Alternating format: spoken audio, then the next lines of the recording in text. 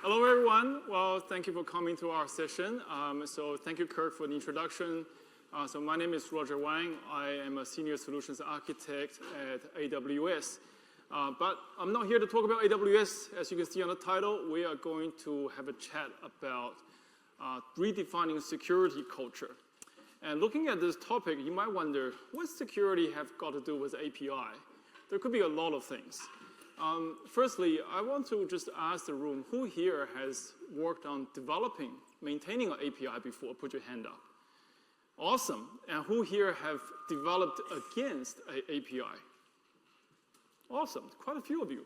So as you know, the modern world is actually, a lot of the modern world is actually working on API these days. Even the cloud, if you work with AWS, Azure, GCP, the cloud is a virtualized bundle of APIs. And even if you go home, you turn on your streaming, right? That's behind the scenes. There's a lot of APIs. So there's a lot of APIs around these days. But we're not here to talk about APIs per se. What we want to do is that we want to use this concept and see how we can borrow some of the learnings from the software industry and into our security culture, and how we can scale our security culture using those learnings from the software evolution. So, if my clicker works. Now, before I begin, just a quick shout out to the sponsors and hosts of our events. I'm not going to read them out loud, but just a quick acknowledgement. So let's crack into it. Now, I must apologize. The first slide is the most boring slide of the talk. So this slide is literally a whole bunch of definition of what an API is. So those of you who put your hand up, you will know exactly what I'm talking about, right? So what is an API? Is an interface that allows machine-to-machine interactions, communications. It's a structured messaging format. Also, for your software component exposing your API, it abstracts the implementation of that component away from those consumers. And if you have developed against this API specification, you've implemented it, right? So these are the terminologies, very, very boring, but the reason why I'm bringing this slide up is so that I can show you this, a slightly different way to look at the definition. So notice what I've done here is that I have swapped out the machine-to-machine part with teams and processes. So think about team interactions just as an interface. So how we can use the learnings from APIs to redefine our security processes, how our application development team can better interact with our security teams. So that's the focus of the talk. I'm not going to read through this line by line because we're going to come back to this. I'm going to show you some examples of how this can be done. So firstly, I kind of touched on this a little bit, the software evolution. If we quickly flip back, time travel 30, 35 years ago, how did this term API come about? So what you're seeing on the screen here is the architecture behind Amazon.com. But this was the architecture 20, or not 20, actually 30 years ago. So we're talking about the mid-90s, 95, 96, all the way to 98. So you're seeing some very, very large binaries with lots and lots of Perl scripts, perhaps a couple of very, very big Oracle databases, right? And during this time, Amazon.com actually went through explosive growth. And what I mean by that is that in 2 years, the business grew by 38 times. Not 38%, 38 times. So imagine if your business grew by 38 times, how much pressure it must have put on the software architecture itself. So remember, this was before the days of the APIs, before the days of microservices. So the QR code here is actually will take you to a manifesto. So our CTO at the time, and he's still around, the CTO at the time, he wrote this manifesto basically advocating for a service-oriented architecture, how this architecture can be evolved into a more service-oriented architecture, allowing the software evolution to actually catch up to the business and allowing the software to actually scale alongside the business. So if you read this, it's quite long, a few thousand words. you're not going to find anything groundbreaking, because this is like 30 years old already, but this was the preamble to how microservices came about. So very interesting read. If you're interested, take a photo. So 20 years later, this is what our architecture looked like now. So on the left-hand side, I assume lots of you have already seen this, but on the left-hand side, right, this is your Amazon architecture. Every single dot of that architecture represents a microservice. But not only that, imagine behind every single dot of that microservice, there is a team behind it, right? So your organization also gets distributed in that manner. And on the right-hand side, that's Netflix.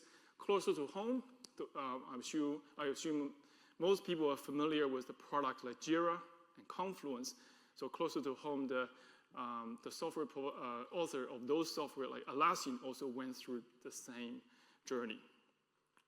Why am I talking about this? Right, so I just like to put some categorization and classification here. So monoliths, this is monoliths versus microservices. These are the terms we like to use in software, right? So monolith on the left-hand side, this is going back to the Amazon.com example. So everything, including your UI, application logic, your data access layer, everything is together. As the same goes with your storage.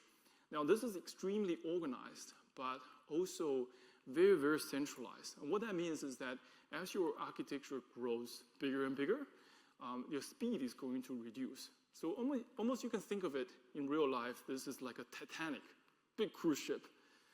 You go in one direction, but it takes a long time to adjust. So on the right-hand side, that's your microservice architecture. So you're breaking this thing apart into a distributed architecture, allowing your services, each individual service, to evolve and change independently of one another. So speed-wise, you can kind of think of it as many speedboats moving in the same direction. It's decentralized, but you can still be very organized. So this is the learning out of the software industry. Let's have a quick look at also the security industry evolution over the last 30-odd years.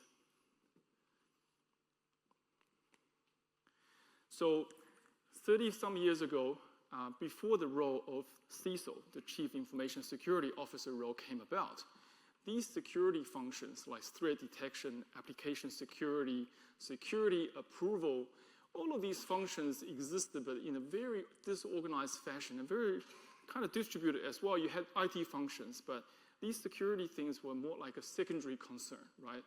Very disorganized. So in the mid-90s, the CISO role came about and started with the US banks.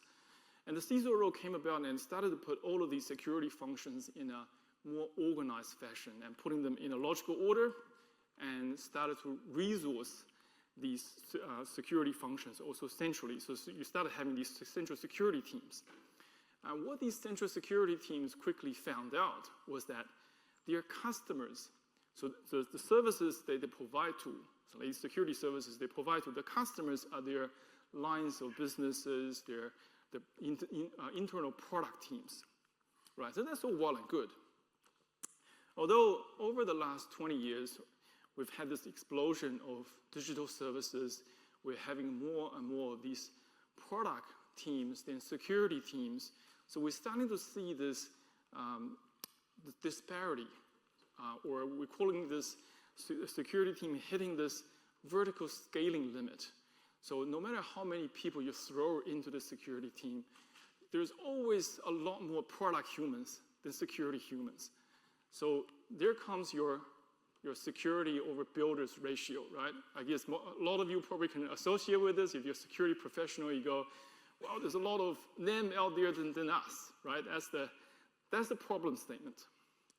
And what's more is that the product teams, when they release features, when they release capabilities, in theory, or the best practice is that all these features and capabilities should actually go through security checks before you hit launch, before they go into production. Well, this should happen, right? If it is not happening, then there's a bit of a problem. But issue here is that because of this disparity, you may hit security as a bit of a bottleneck. So this is our problem statement. We're going to look at how we can solve this. But before that, I'd like to shift gears a little bit. I'd like to also just really look at security and API and just the different maturity levels that we use as mental models. So level one, maturity level one, I think everybody's on this level, that we are already building APIs. We're already consuming them. We are living with APIs these days. Without APIs, modern society would look very, very different. Right, that's level one. And level two is that, okay, you're building APIs. So you should actually have some policies around what secure look like for your APIs. So on the screen here, I don't know actually how many of you are aware that OWASP has an API top 10 list. People aware of this? If you put your hand up? Awesome, great. Hey, if you're not aware of this, if you're not using this, I highly encourage you to take a screenshot and really reference this in your own organization and the way you do your own APIs. So that's level two. You're working with APIs. You have a standard to work towards of what secure looks like. Okay, so you've got a security policy around your APIs. How do you enforce it? You certainly don't want to do it manually. So this is level three around automating it. Ideally, you want to be having some sort of security tools that can do this for you rather than having a human eyeballing it on a daily basis. That's not going to scale. So level three is employing a security tool. But not only that, you want your security tool to also expose your some sort of APIs so that you can automate the process. Think about your CI/CD process, right? Continuous integration, continuous deployment. When your CI/CD process kicks off, you want that to trigger your security tooling to automatically assess your APIs as well. So that's level three. Now, none of these are going to be focused over the talk today because the last level is what we're going to focus on. And the last level is around redefining your security culture so that you can scale your security practices working with those product humans, right? So we're going to get into that. So remember this slide that we looked at? The definition of APIs, but we're substituting the machines part with humans. We're going to look at how we can have the security team redefining the engagement process so that it can scale itself.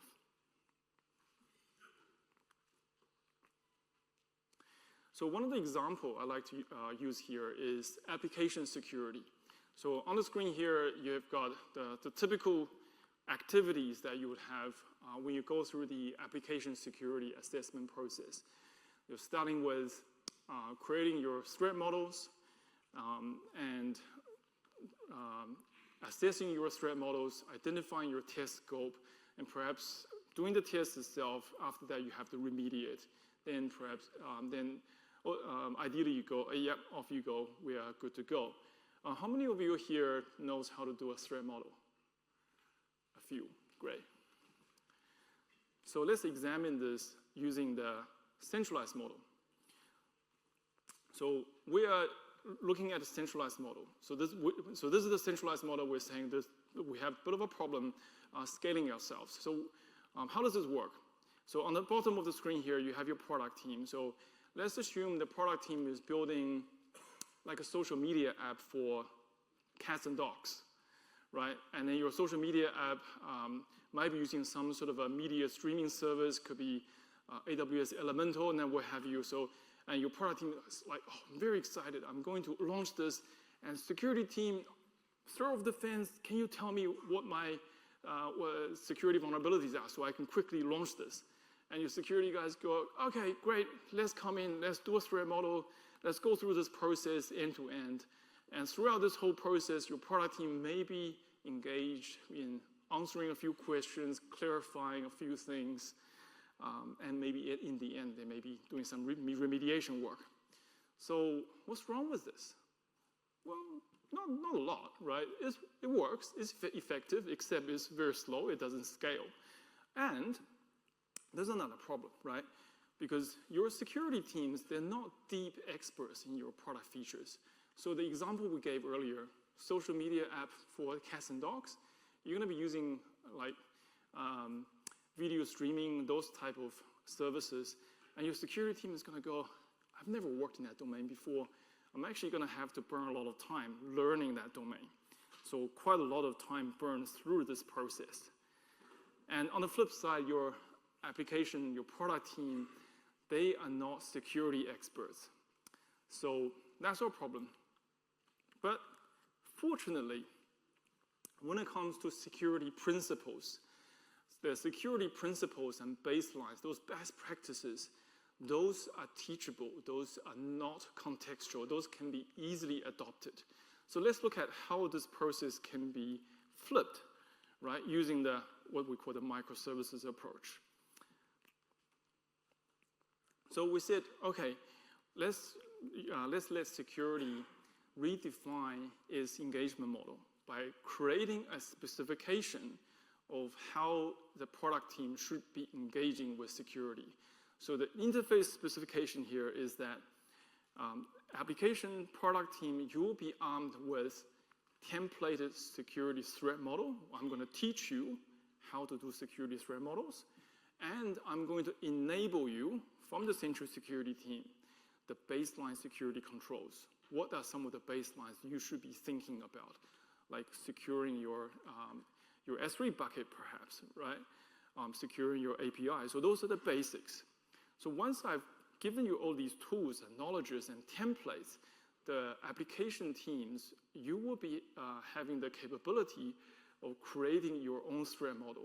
And you, as the application team, having the great domain understanding of your design, you'll be able to create this model a lot more richly. And then the next step of engagement is that you would engage security with this threat model. So that it will trigger a review process that is a lot more higher value than before. So remember before it was just pretty much throw over the fence, hey, tell me what my problems are.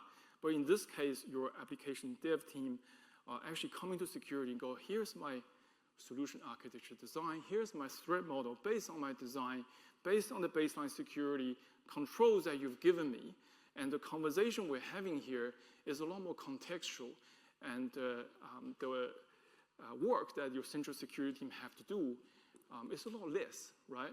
So notice the other thing that's happening here is that the security outcomes are getting owned by your product teams, yet your central security team still owns the process.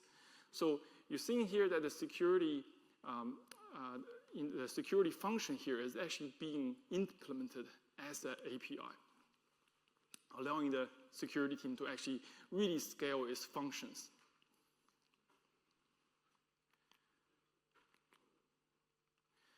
And the other thing I like to also touch on here is that when it comes to product teams, most of us who have worked on product teams or interact with product owners or product managers, guess what's the most important thing on your product manager's mind? I guarantee you it's not security. It's going to be product feature velocity, right? So your product manager is going to be, I actually care about product feature velocity. And your developer is like, I care about churning out these features. So why should I learn these things? Why should I learn threat models? Well, as a product team, just because you care about product velocity, you should care about security. Why? Because of the very reason that you want to be able to move fast. Imagine if you're not using this new interface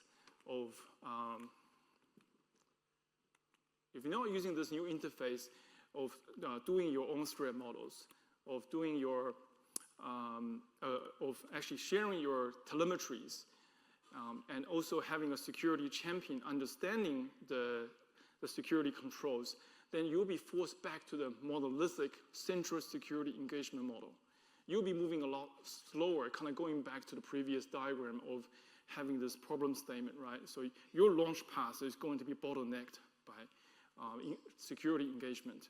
Whereas if you are using this API implementation, you are implementing this new engagement model, you own your security processes, you own your threat models, and you expose all these telemetries, then you're going to be moving a lot faster. And we're using this terminology here, longer leash versus shorter leash, so that you think about being a product team. If you are working in the longer leash, it's because you are owning a little bit more. You're owning your own security outcome of your workload, right? And in the company that I work for, so some of you probably work on AWS, you'll know that there are hundreds of services, sometimes a bit too many, and even though I get overwhelmed, right? But what's the point here? The point is that you think about each of the services. Behind each service, there is a team, and we have hundreds, if not thousands, of these threat models created and owned by each and single one of these service teams. And this is how we are able to scale our security culture and our security processes.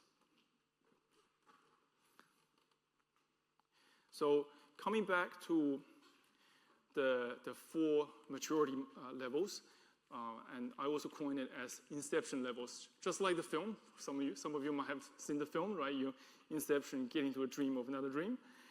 So these 4 levels, quickly revisiting them. So level 1, you're using APIs all the time, and level 2 is that you're gonna have to have some sort of policy to govern what secure APIs look like.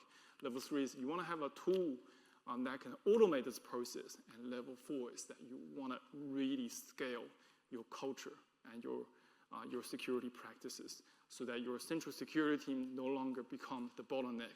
Now you as a company, your technology company or financial services, you can actually scale your digital services.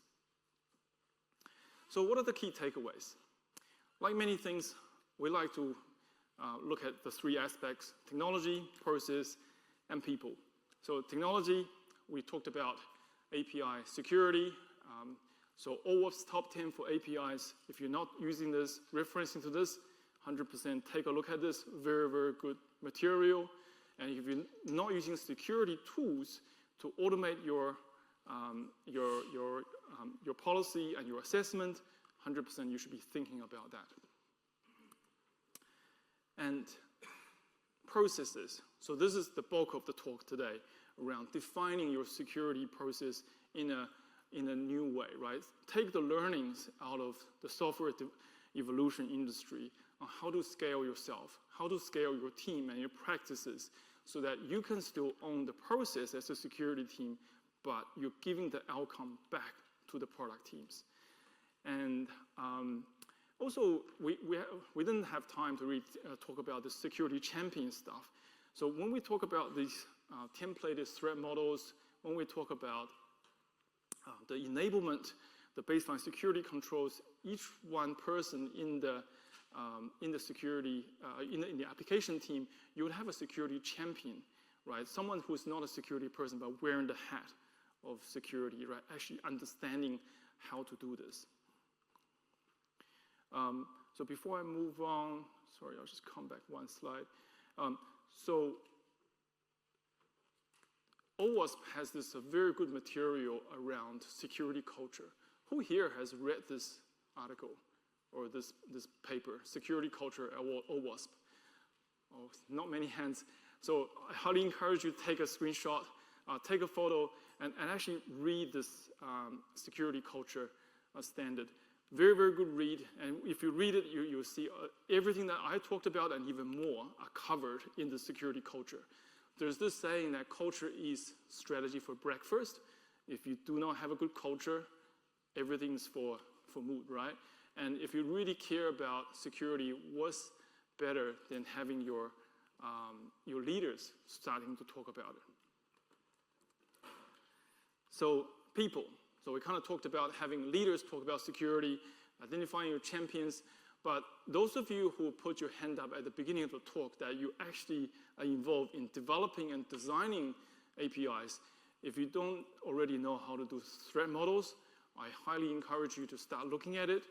It's not very difficult, and if you're curious about how to do threat models, there's a QR code on the screen that takes you to a free training and takes you exactly the process through how to do threat models. Because the more you know about threat modeling, the more you know about security, the more you're able to shift your security to the left, right? Often we'll talk about DevSecOps. This is how you do it. Don't just cut code, throw over the fence. Think about embedding your DevSecOps right from the beginning. Learn this threat modeling. So that's me. I think we're just on time. If you would like to connect, I'd love to have a chat. I can be around a little bit after the talk.